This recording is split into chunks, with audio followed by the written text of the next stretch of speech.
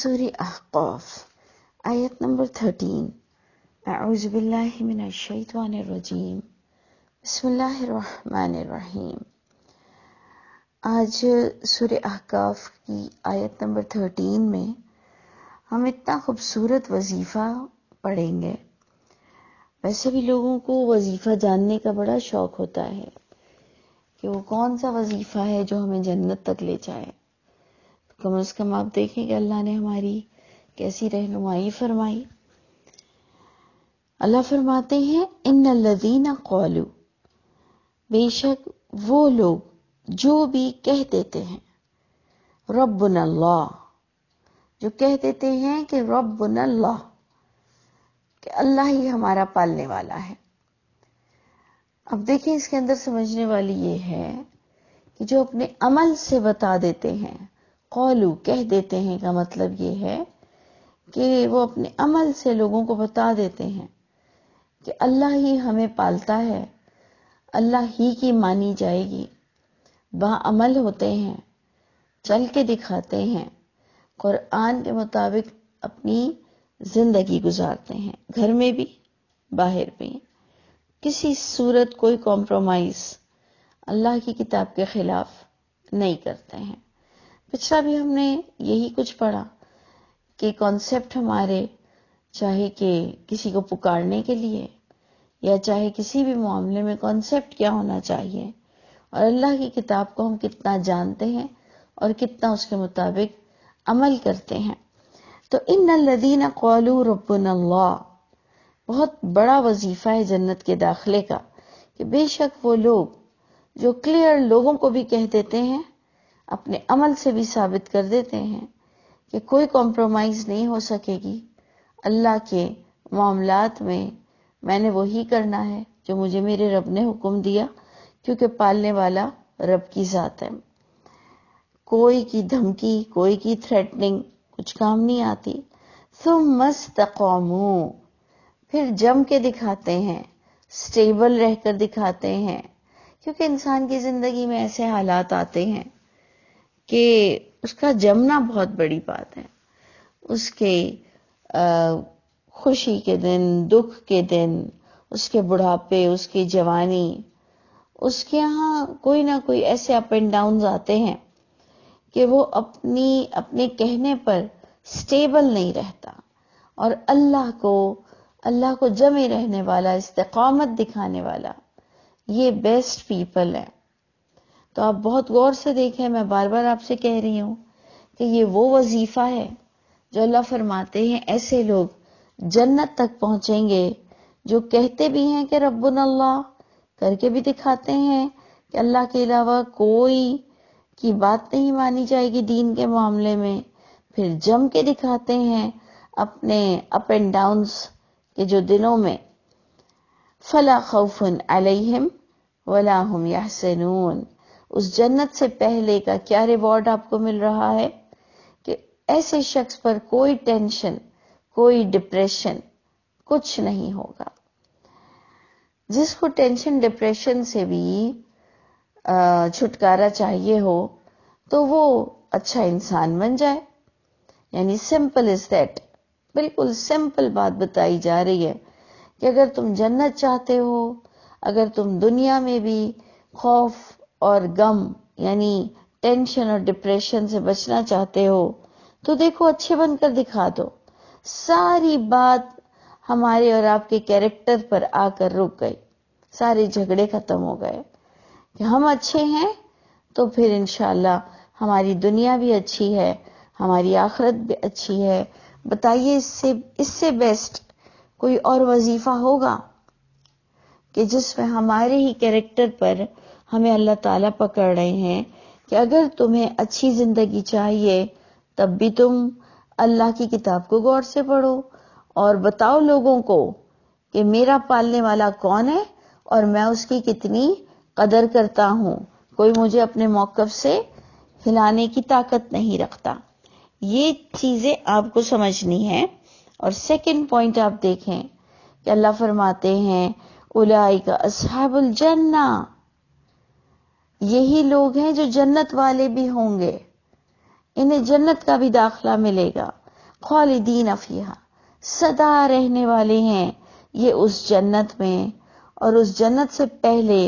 اللہ تعالیٰ انہیں خوف اور غم سے بچنے والی زندگی دیں گے، جس میں ان کے پاس کسی بھی قسم کی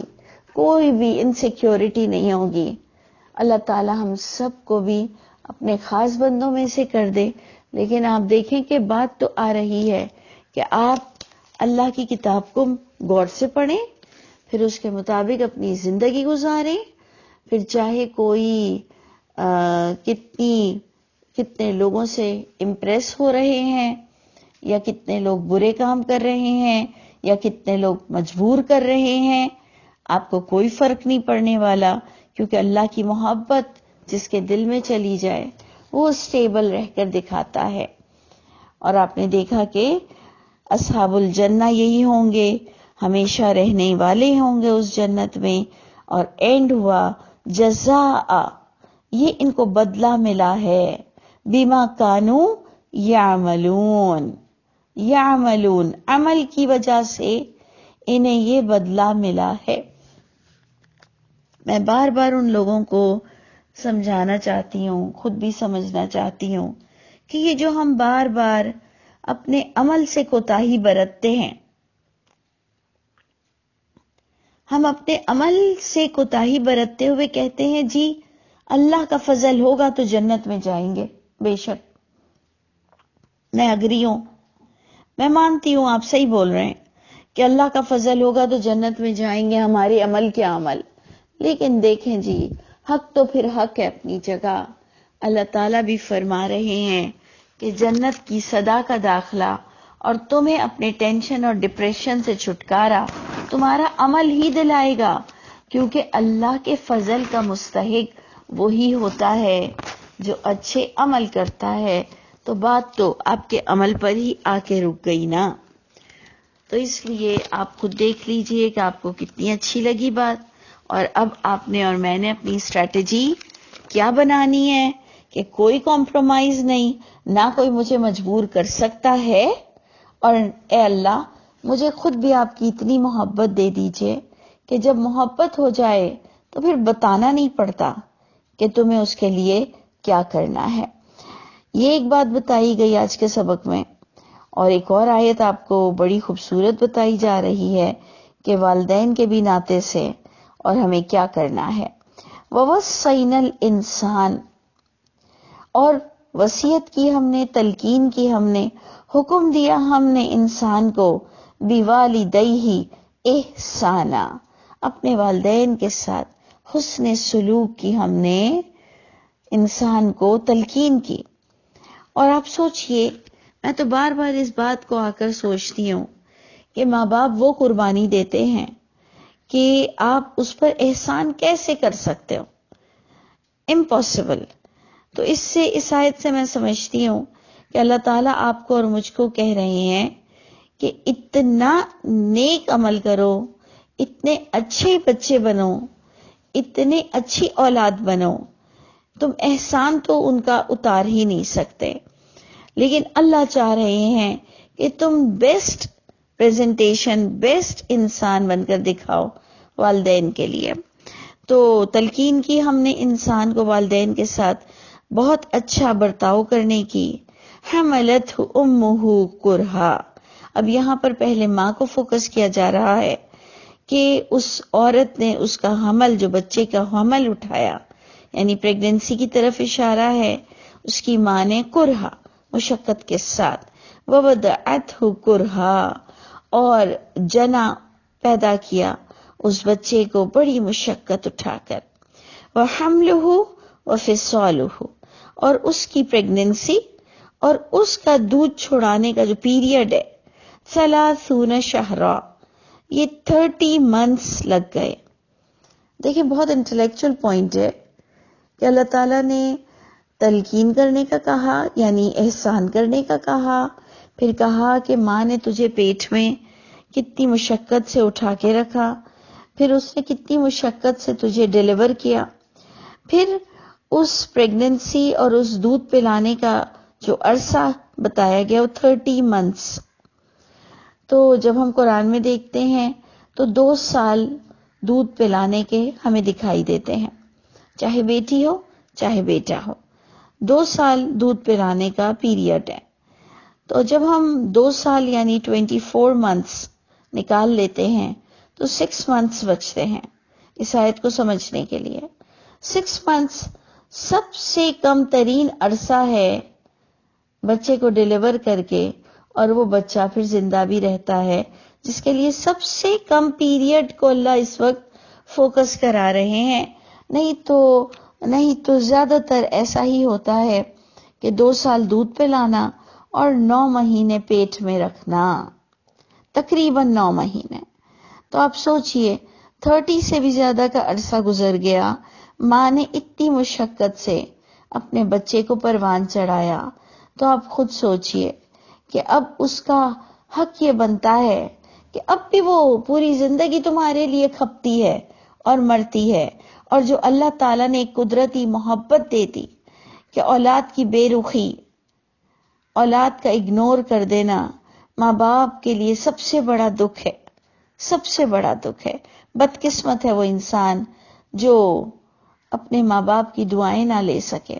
جو ماں باپ کو خوش نہ کر سکے، چاہے وہ کتنی حج کر لے، کتنی نیکیاں کر لے، کتنے تہجد پڑھ لے، لیکن اگر اس کے والدین اس کے لیے دعا گو نہیں ہے، وہ اپنے ماں باپ کے لیے ٹھنڈک کا باعث نہیں ہے، تو آپ سوچئے کہ میں اور آپ کس مقام پر کھڑے ہیں۔ اللہ تعالیٰ مجھے بھی معاف کر دے اور مجھے نیک توفیق عطا فرمائے، اور اللہ ہم سب سے راضی ہو جائے۔ تو اللہ فرماتے ہیں کہ ماں باپ کے ساتھ احسان کرو، حتیٰ اس 30 منتھس کے بعد اللہ فرماتے ہیں یہاں تک کہ جب وہ بچہ پہنچتا ہے اپنی شدید قوت کی عمر کو، حتیٰ اذا بلغ اشدہ، جب وہ اپنی اچھی عمر کو پہنچتا ہے، وہ بلغ 40 سنہ، اور خاص اب فوکس کیا جا رہا ہے کہ اے انسان، جب اسپیشلی انسان 40 ایئرز کو پہنچتا ہے، تو آپ خود غور کریں کہ ماں باپ کی ایج کیا ہو جاتی ہے۔ جب وہ خود 40 کا ہوتا ہے تو وہ خود بھی بیوی بچوں والا اور ایک ٹینشن ڈپریشن والا انسان ہوتا ہے، اس کو بھی فکریں لگی ہوئی ہوتی ہیں کہ کیا کھلاؤں، کیا پلاؤں، کتنی ذمہ داری ہے بیوی بچوں کی یا شوہر کی یا سسرال میکوں کو نبھانے کی، چاہے مرد ہو چاہے عورت ہو، یہاں سب سے خطاب ہو رہا ہے۔ 40 ایئرز میں عورت بھی کہاں سے کہاں پہنچ چکی ہوتی ہے اپنی ذمہ داری میں، مرد بھی کہاں سے کہاں پہنچ چکا ہوتا ہے، اور اب وہ بڑھاپے کی طرف جا رہا ہوتا ہے، اور اس کے والدین اور بوڑھے ہو چکے ہوتے ہیں۔ یہ بات مجھے جو سمجھ آئی کہ والدین اور بوڑھے ہو چکے ہوتے ہیں تو وہ فور گرانٹیڈ لیتا ہے، اور وہ کہتا ہے کہ کیا انہیں ہی دیکھتا رہوں، کیا میری بیوی بچوں کا، یا عورت سوچتی ہے کیا میرے سسرال کا اور شوہر بچوں کا کوئی حق نہیں، انہی ماں باپ کو دیکھتا رہوں۔ آپ دیکھیے اللہ تعالیٰ نے خاص 40 ایئرز کو فوکس کرایا کہ بہت زیادہ ہائپر ہونے کی ضرورت نہیں ہے، بہت زیادہ ایکسکیوزز پیش کرنے کی ضرورت نہیں ہے کہ مجھے بلڈ پریشر ہو گیا ہے اور مجھے شوگر ہو گئی ہے اور مجھے بہت جلدی غصہ آ جاتا ہے، اس لیے آپ میرے ساتھ ایسی ویسی باتیں نہ کیا کریں، اس لیے آپ میری بیوی کے پیچھے نہ پڑیں، اس لیے آپ میرے شوہر کے ساتھ اچھی رہیں۔ جناب اللہ کہہ رہے ہیں ہوش میں آ جاؤ، 40 ایئرز میں زیادہ ہوش پکڑو کہ کہیں کوئی ایسا وقت نہ آ جائے کہ اپنے ماں باپ کو دکھا دو اور بدقسمت ہو کر اس دنیا سے چلے جاؤ، کیونکہ بہت زیادہ دیکھا گیا کہ اس کے بعد ماں باپ نے اینی ٹائم اللہ کے گھر چلے جانا ہے، اور اس کا بھی تو عام بندے کو بھی نہیں پتا اسے کب جانا، لیکن ایک جو دنیا کے اصول ہیں کہ ماں باپ اور بوڑھے ہو کے جانے کی عمر تک ہوتے ہیں، تو اپنے زیادہ غصے مت دکھایا کرو، اپنی پوری ایفرٹس اپنے ماں باپ کو خوش کرنے کے لیے لگا دو، انہیں فور گرانٹیڈ لینے کی ذرہ برابر بھی ضرورت نہیں۔ اور یہ اللہ تعالیٰ مجھ کو اور آپ کو اپنی ہی قسمت بنانے کے لیے توجہ دلا رہے ہیں،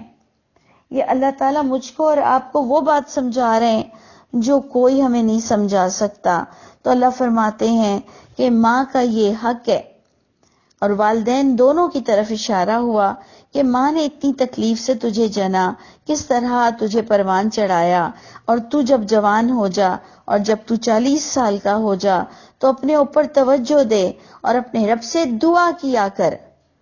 دیکھیں، جو چاہتا ہے نا میں اچھا بنوں، وہ اپنے رب کے آگے بھی بیٹھ جاتا ہے۔ تو اللہ فرماتے ہیں قولا،